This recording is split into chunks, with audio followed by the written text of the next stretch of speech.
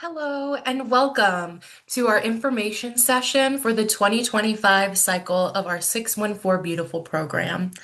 My name is Tara Smith. I'm the program manager here at the Neighborhood Design Center, and we're so glad that you're interested in applying for one of our 614 Beautiful grants.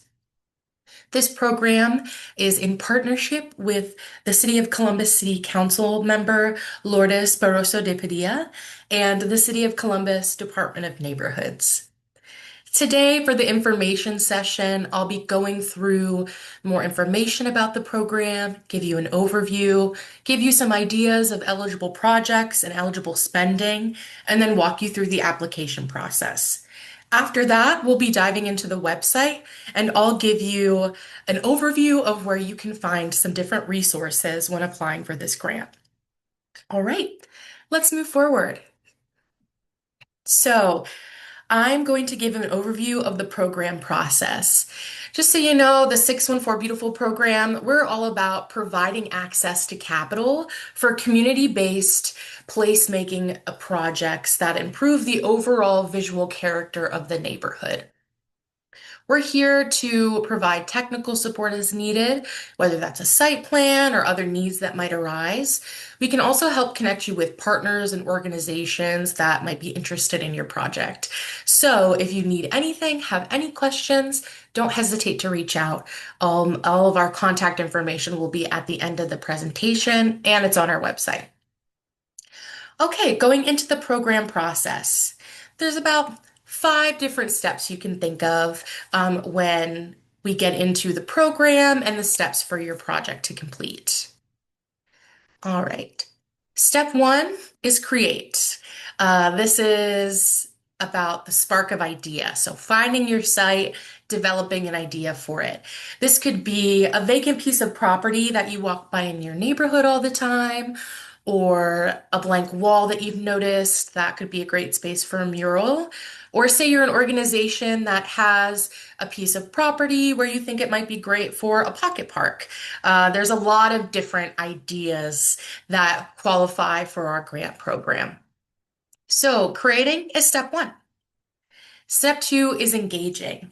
This grant program is very community oriented, right? We want you to engage with the community, receive their feedback, find out if there are community partners that are interested in helping, building that foundation of support for your project so that the community is involved from the very first step to implementation and beyond, and helping them have a sense of ownership over the project as well. All right, the third step is where you are now, apply, right? So our application period opened on June 9th, and it closes on Monday, July 7th at 5 p.m. That's when applications are due. So to apply, we have some steps that we'll get to in a little bit, but that's where we are right now. The fourth is build. This is after you've already been awarded the grant, the next step. So some grants might require a permit or an approval, say from zoning, or you need a variance, something like that. We just want to make sure that you have everything you need to get your project completed. We really recommend you start looking into permits or approvals that you might need now so that you can include that in your application, that you're aware of what needs done, and we can help with some of those next steps as well. There's also more information on our FAQ page on the website for building and implementing. And the last step of the program is celebrating you, your achievements on this project, unveiling the project to the community, maybe getting everybody together, having a celebration, and enjoying the fruits of your labor and getting the community together. This could also be beyond that, right? Your project might have programming. It might be a space that has events that happen often. So we want to make sure that these spaces are utilized by the community for a while. All right. So, some key dates to know. Like I said, the application period opened on June 9th, and it is open until July 7th.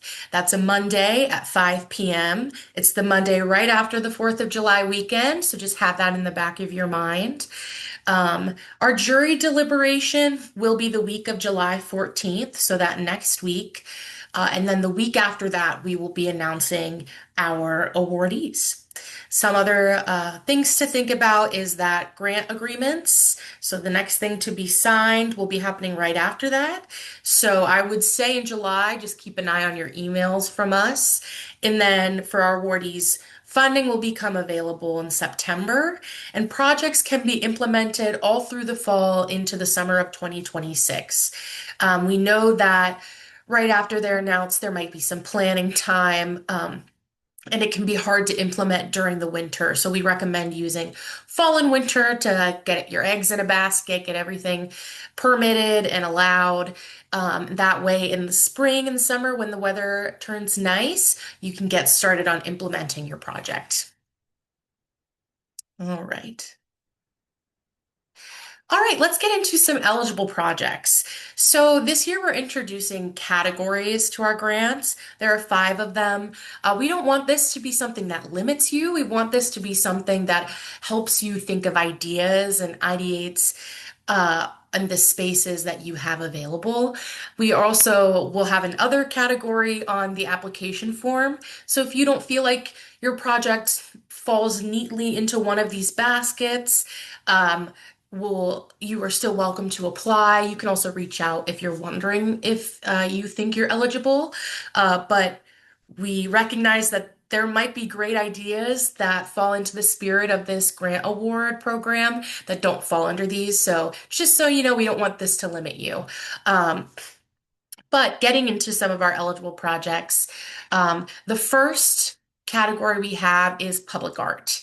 So this is art specifically to be enjoyed by the public. This could include murals, sculptures. This picture that you're seeing on the screen is from one of our awardees.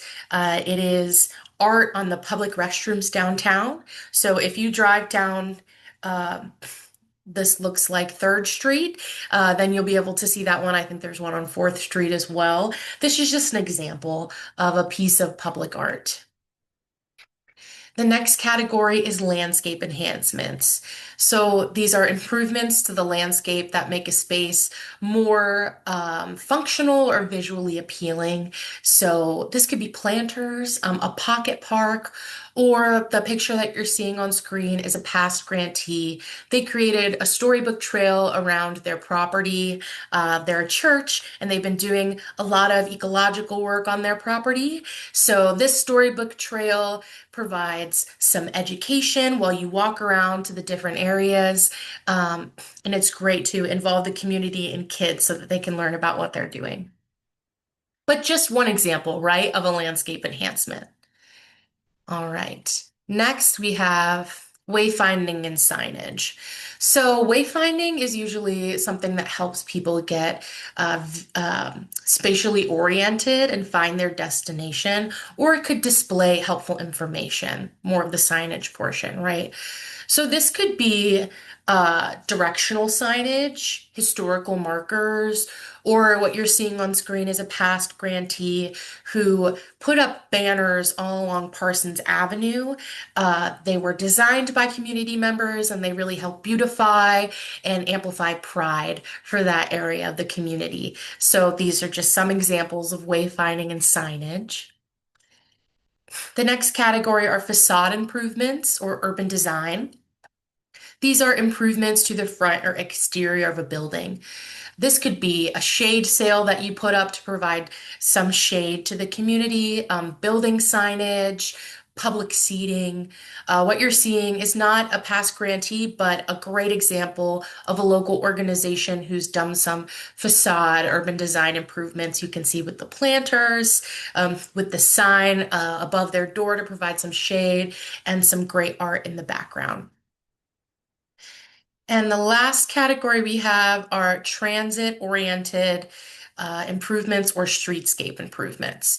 So these are improvements to the built environment and natural environment around public transit or streets. This could include bus stop amenities, parking lot beautification, or we've had past grantees add bike racks as part of their project, branded bike racks. And as you can see here, this is just an example of some bike parking and some public seating along the road. So this is just a way to make the transit and the street a more welcoming place for the community. But like I said, if your project doesn't neatly fall into any of these categories but aligns with the spirit of the grant, feel free to reach out and we'll help you determine if you are eligible. And just so you know, if your project falls into more than one of these, you can also select more than one. We'd love to combine some of these. All right. So we're going to get into the considerations, what you should be thinking about when you are ideating on an idea or wondering how to get started, and for applying to the grant program. One very important thing to our program is that it is for the community, by the community. So your project should involve the community, hopefully from start to finish. We want them to be involved in the creation of the idea. There's going to be organizations maybe that can help you figure out how to do it or be involved in the creative process. You might have volunteers that are willing to put some sweat equity in and get out there and help you actually plant a planter or do some of that hard lifting if you have any of that, or painting like you can see on some of these pictures. And then, the wonderful celebrations we have at the end to introduce the projects to the community and let everybody celebrate the work that they've done. So that is a vital part of this grant program. Some additional eligibility requirements to consider. The site must be in the City of Columbus corporation limits. We do give some additional consideration to projects that are in opportunity neighborhoods. That information you can find on our website, on the City of Columbus website. And when we go through the website, I'll show you where you can find that. If you are not in an opportunity neighborhood, that doesn't mean you can't apply. We do encourage you to apply as well. We just do give some additional consideration to opportunity neighborhoods. All right, the next consideration, you must be 21 years or older. Teams should have appropriate insurance or waivers needed for implementation or use of the site. And organizations must be able to receive grant funds either directly or through a fiscal agent. If you are, a 501c3 nonprofit and you can accept the award by yourself, totally great. If you're not and you need some help, we recommend finding a community organization that will partner with you. They could be a helpful community sponsor. If you are having trouble finding a fiscal agent, feel free to reach out. We can see if maybe we can make some connections for you. All right, what the funding can support. So we grant up to $15,000 to awarded projects, and some things to think about when you're creating your budget of what we can fund include permits and application fees, site compliance reviews, variances. These things might have a fee attached to them. These grant funding can go to that. Supplies and equipment rental.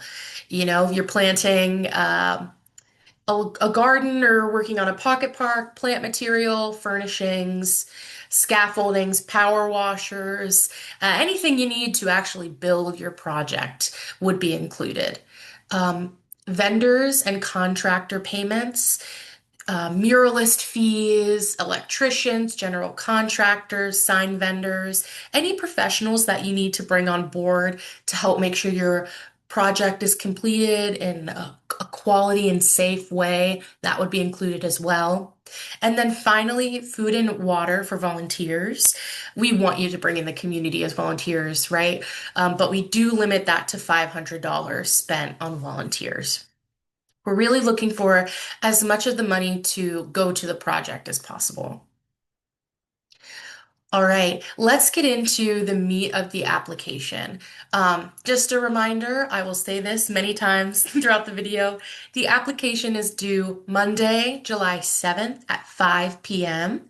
To submit your application, you can email programs, programs, at columbusndc.org. We'll put that on the screen at the end, and it's also all over the website too. You can submit with the subject line 614 Beautiful 2025 submission and then your name. And if you, like I said, if you need a reminder, this is all on the website. So let's get into what needs submitted. Uh, just a note that the application is slightly different than it's been in previous years. It has all the same components, but we've just slightly tweaked what we're requiring for a few of them. So if you've applied before, it's going to look very similar, but I do urge you to just reread those instructions to make sure that you're submitting what is needed to apply. Here you can see we have a program brief available on our website. Website's on the screen. And the brief really goes into all the details about the program, including everything that you need in order to submit, and also the evaluation criteria.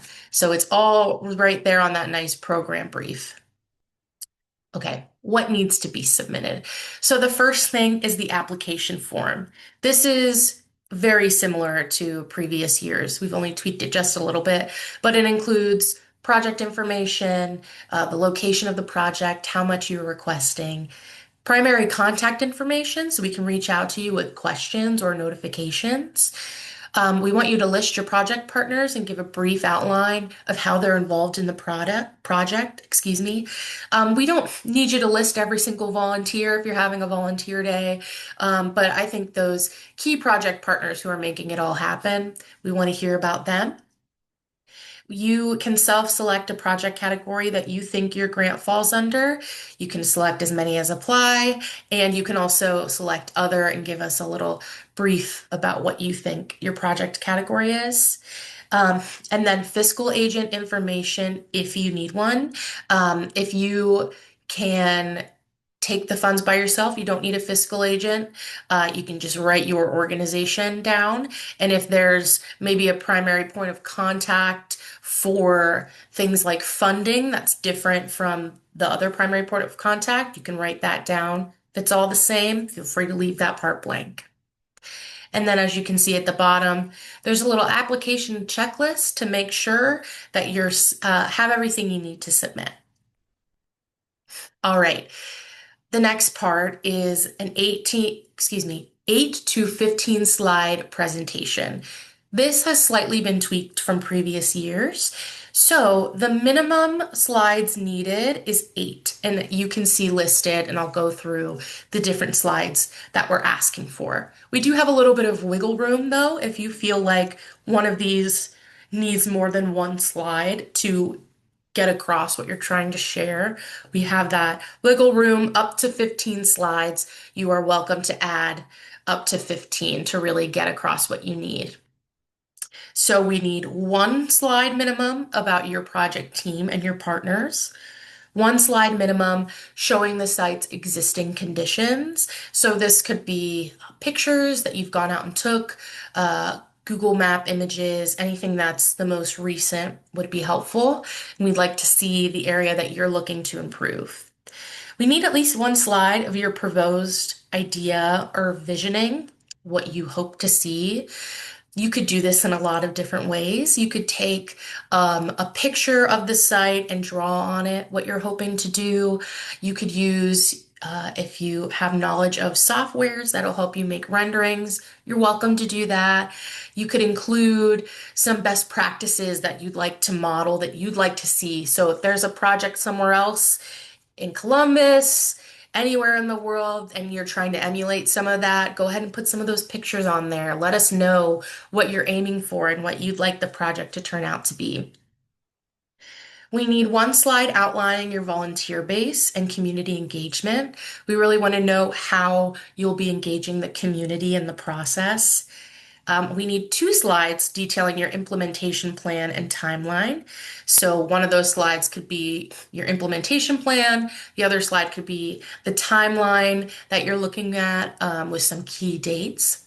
Just so you know about this one, we do have a helpful document on the website called Implementation Considerations.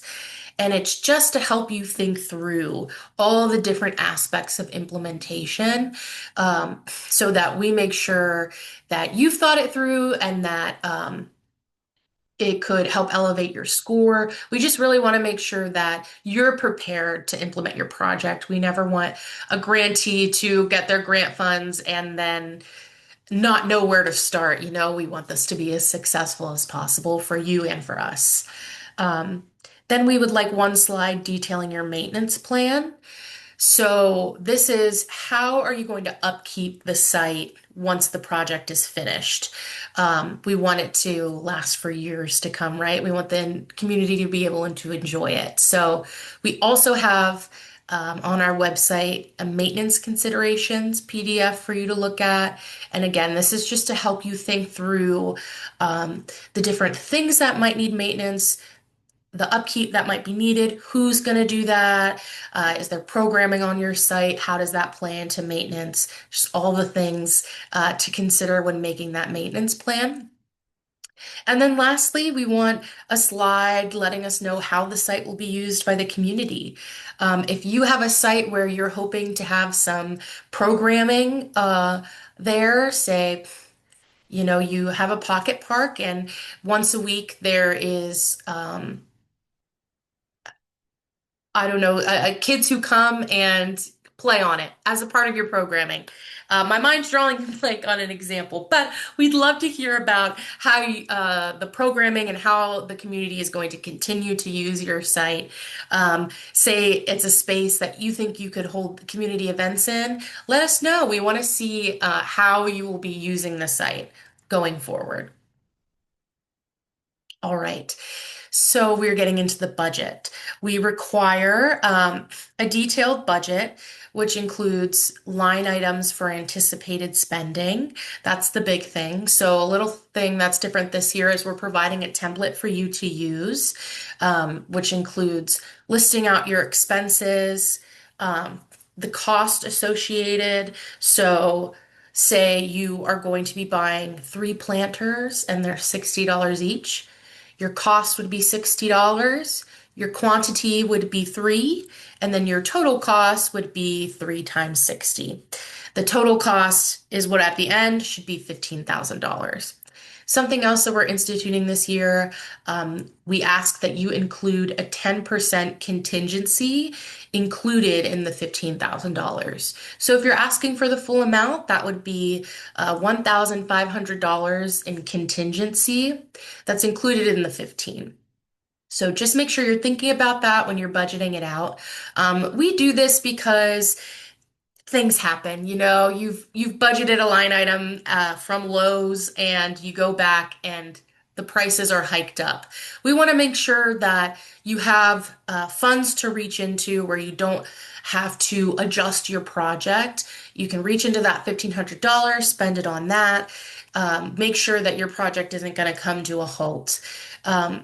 If you're getting to the end of your project and that 1,500 is left, we'll be in contact. We want to make sure you can spend all of it. So none of it will go to waste if we're in good communication. So make sure you're adding that 10% contingency. If you have any questions on the budget, don't hesitate to reach out. I know budgeting can be a little confusing, so an email, give me a call. I'm here to help. And then we have a letter of support. So we want to make sure that the community is bought into your project.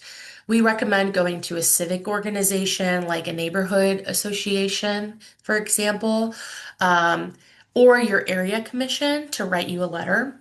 I'd recommend reaching out and trying to set up a meeting, talking them through your project, right? Get their support, their backing, buy-in. Maybe they can help you make some partnerships and have them write a letter. If that's not possible, you could do a neighborhood sign-off sheet. It's similar to when you're signing a petition of support, right? Go around to the community, let them know about your project, and ask if they'd be willing to sign to show support of it. You can also ask a community organization. So if you're working with the community organization already and they can write a letter of support for you, that's fantastic. Definitely counts. We don't limit how many of these you're allowed to submit. You're welcome to submit as many as you'd like, but we do ask for a minimum of one. All right. And finally, we ask for either proof of ownership of the property that you'll be working on or a letters of support from the property owner. Um, because you'll be modifying the space, we want to make sure that the property owner is on board so they could write a letter of support. And then if you or your organization owns the property, we just ask for some proof of that. Alrighty. All right, we're going to get into the evaluation criteria. So this is what the jury will be looking at once you've submitted your application. We have a jury of 5 members, voting members. That includes a representative from the Department of Neighborhoods, a representative from City Council, a public art representative, a design professional, and a community advocate. In addition, we have an advisory panel with 2 non-voting members, one from the Department of Building and Zoning and another from the Department of Public Service. And they help us determine if these projects are feasible, what are some things to look out for, and if there's any requirements from their department. And this will help us to help you if your project goes through and they've given us some recommendations. We'll pass those right along to you. So, project feasibility counts for 30 points. We're looking at, can you actually make this happen, right? With the funding that we would be providing. So, is the process outlined? Does the project have the capacity to implement? Is the timeline to execute it fair and reasonable, or do we think it's maybe being pushed? Is the project within budget, or are you able to secure funds or donations to complete it? We do not require matching funds for this grant, but they are recommended if you have them, especially if your project is going to be over $15,000 to complete. And does your organization have the ability to maintain the project once complete? That goes into that maintenance consideration document to take a look at in the maintenance plan that we ask for. Community benefit and activation counts for the most points, 40 points. This is bringing it back to our for the community, by the community. We really want them to be actively involved in the completion of the project. So, is the idea supported by the community? Is the project inclusive of the target audience and the neighborhood? Is the project site in an opportunity neighborhood? And again, we'll be going through the website and I can show you where to find that. And then, is the community involved in the implementation of the project? Lastly, we have creativity.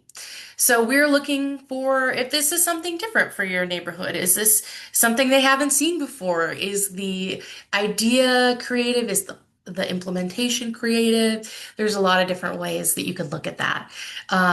Is the idea innovative in the idea, the strategy, or ecologically if you're doing something more landscape? Is the proposal layering improvements for a broader impact? And is the proposal unique to the community? All right, I'm going to leave this slide up for just a little bit so that you can take it in, write down what you need. Please, pardon me, reach out with any questions. My contact is on the screen.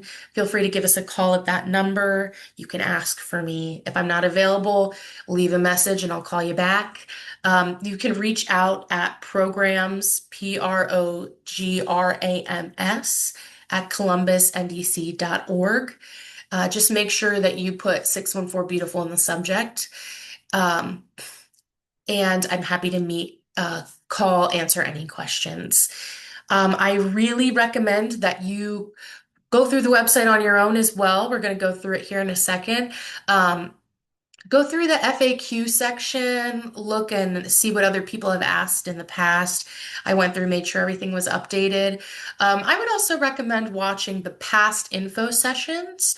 Although the application has been tweaked slightly, there's some great information there. We have talks with past grantees about uh, things that they ran into or best practices that could be very helpful for you. We also have some presentations by design professionals on best practices for urban designs and interventions. So take a look at our website and contact me if you have any questions. Thank you.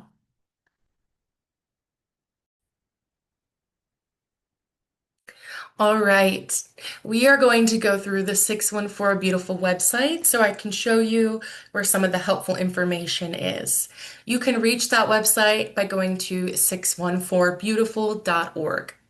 The first thing to show you right at the top here is that you can sign up to receive news and updates on our subscriber list through email. So if you put your email in here, press there, you'll be subscribed to our newsletter. The next thing to know is that you can download the brief that I showed you earlier with all the pertinent information for applying right here. So that's right on the home page. If you go down here, we'll just give you a little bit more about the program and why it was started. You can look through our past awardees as well. I think that's really helpful when you're thinking of an idea and you're trying to firm things up. You can take a look at what other successful applications have looked like. It also includes not just a little bit about the project, but their actual application presentation. All right, some helpful information, what you need to know. Um, this is just some of the facts that we went over earlier. Um, we have some examples, if you press here, of all the different types of improvement that are eligible to receive funding. And when I mentioned opportunity neighborhoods and how those neighborhoods are given priority, if you click the link here under opportunity neighborhoods, it will bring you to this open data map from the city of Columbus that shows you where the opportunity neighborhoods are. So if your site is in one of these blue zones, then you're in an opportunity neighborhood. Like I said before, it does not disqualify you if you're not in an opportunity neighborhood. We encourage you to still apply. Down here, dates to know. And because you're watching this info session, you might have already seen all this. We got the virtual information sessions down here. I haven't uploaded this one, but I'm sure it's appearing right there. And then sort of how to get started. If you have a question, you're welcome to use this form and we will get back to you.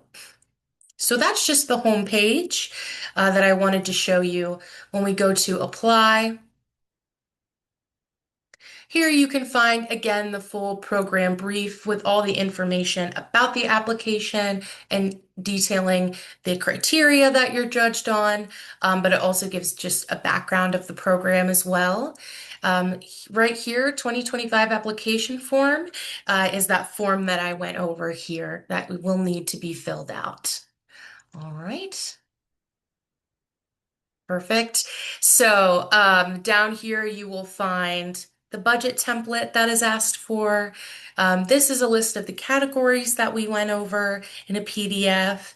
And then when I showed the implementation considerations document, that you can find right here under implementation considerations and maintenance considerations. That's that document that I showed. Both of these will help you really think through implementation and maintenance and all the different steps that might be included in that. Submission requirements here, I'm not going to go over in great detail because we just did that, but it does give you exactly what you need to apply, along with just another place you can download the application. Um, Here's the slide requirements. Another place you can download the budget template. We are including, you are welcome to include a budget narrative if you find that that's necessary to explain your budget when you submit, but it can be no more than 500 words. Here's more about the statement of support from the community and the proof of ownership or statement of support from the property owner. Again, this is all under the Apply tab. The awardees tab is showing you all the different projects that we've awarded in the past. I really recommend you go. Each one has a little separate page where you learn about the initiative. You can look through their application presentation. It gives you an idea of the partners, the neighborhood, its status, and a little about the project as well. Alrighty, and this is just a map of where those projects are. So that's our awardees tab. The resources tab is very helpful. This is to give you some ideas and inspiration about what your project could be. We have project inspiration, placemaking resources, and here you can find the information sessions from previous years as well as this one. These are just some examples of different projects that we think you could look at as a best practice. Each one will give you a little description and where you can find more information about them. Alrighty.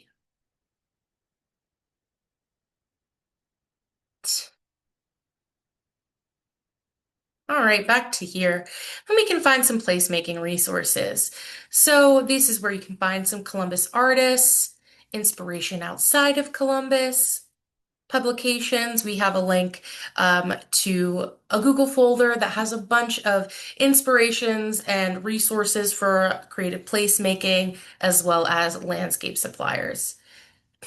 And here we have past information section, past informational video section, excuse me.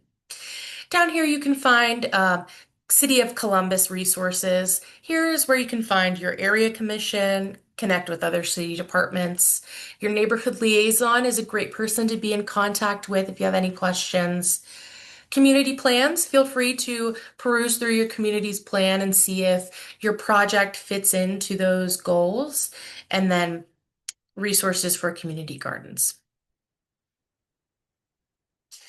All right, so if we go up to the FAQ, you can download this. This is just quick facts about the program, the different areas of improvement, eligible locations, things to consider, project funding, and important dates. We also have here previous questions that have been asked during information sessions and just questions that applicants have asked us in the past. So we put it all in here. I won't go through every single one, but I have updated the answers so that they are relevant to this cycle's application. And here you can see lots of different questions. So feel free to peruse those. They might help you find some answers that you're looking for. Last but not least, if you need to contact us, it'll take you right back here. You can fill out this form, it'll send us an email, and we'll get back to you.